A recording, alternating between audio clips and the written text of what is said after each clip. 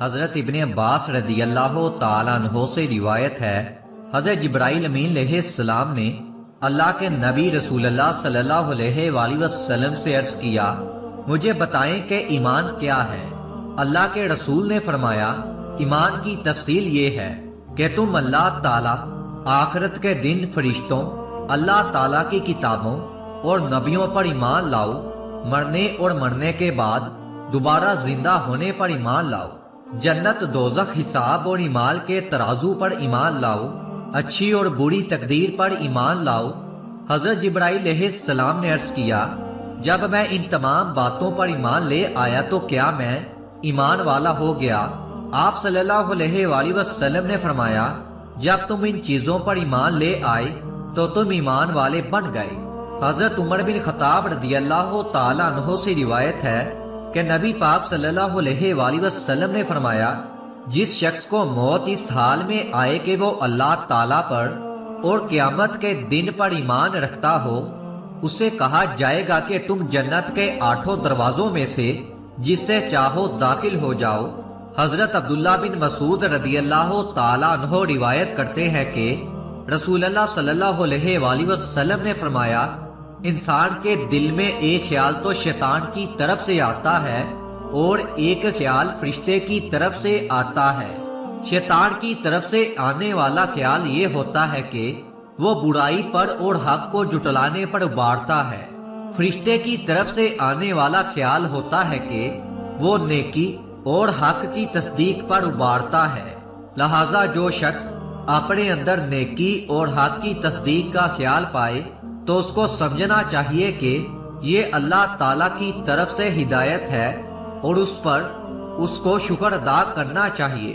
اور جو شخص اپنے اندر دوسری کیفیت یعنی کہ شیطانی خیال پائے تو اس کو چاہیے کہ شیطان مردود سے اللہ تعالیٰ کی پناہ مانگے۔ پھر اللہ کے رسول نے قرآن کریم کی آیت تلاوت فرمائی جس کا ترجمہ یہ ہے، شیطان تمہیں فکر سے ڈراتا ہے اور گناہ کے لیے اکساتا ہے۔ حضرت ابو ذر رضی اللہ تعالیٰ عنہ حضور صلی اللہ علیہ وآلہ وسلم کا ارشاد نقل کرتے ہیں کہ اللہ تعالیٰ نے فرمایا، میرے بندو، میں نے اپنے اوپر ظلم کو حرام قرار دیا ہے اور اسے تمہارے درمیان بھی حرام کیا ہے، لہٰذا تم ایک دوسرے پر ظلم مت کرو۔ میرے بندو، تم سب گمراہ ہو سوائے اس کے جسے میں ہدایت دوں، لہٰذا مجھ سے ہدایت مانگو، میں تمہیں ہدایت دوں گا۔ میرے بندو، تم سب بھوکے ہو سوائے اس شخص کے جس کو میں کھلاؤں، لہٰذا تم مجھ سے کھانا مانگو، میں تمہیں کھلاؤں گا۔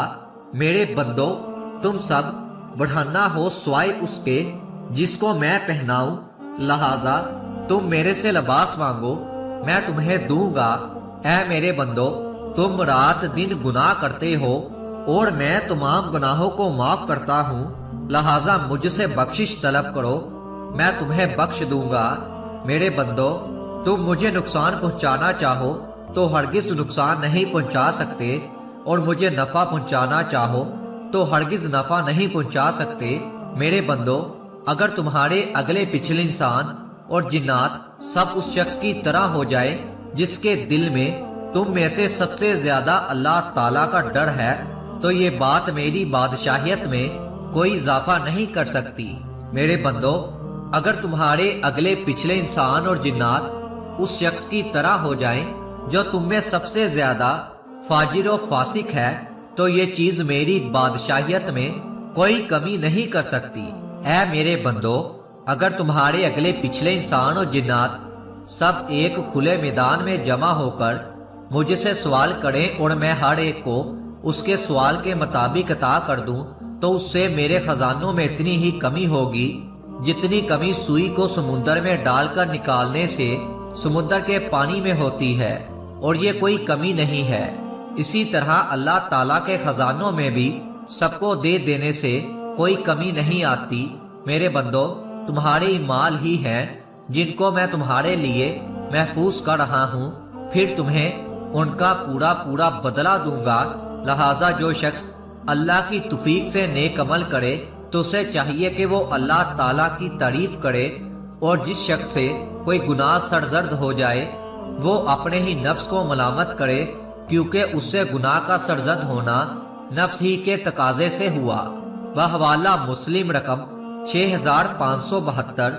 حضرت ابو موسیٰ اشعری رضی اللہ تعالیٰ عنہ روایت کرتے ہیں کہ رسول اللہ صلی اللہ علیہ وآلہ وسلم نے ایک موقع پر ہمیں 5 باتیں فرمائیں۔ نمبر 1، اللہ تعالیٰ نہ سوتے ہیں اور سونا اس کی شان کے مناسب بھی نہیں۔ نمبر 2، روزی کو کم اور کشادہ فرماتے ہیں۔ نمبر 3، ان کے پاس رات کے اعمال دن سے پہلے۔ نمبر 4، دن کے اعمال رات سے پہلے پہنچ جاتے ہیں۔ نمبر 5، ان کے اور مخلوق کے درمیان پردے کا نور ہے، اگر وہ یہ پردہ اٹھا دیں تو جہاں تک مخلوق کی نظر جائے ان کی ذات کے انوار سب کو جلا ڈالے۔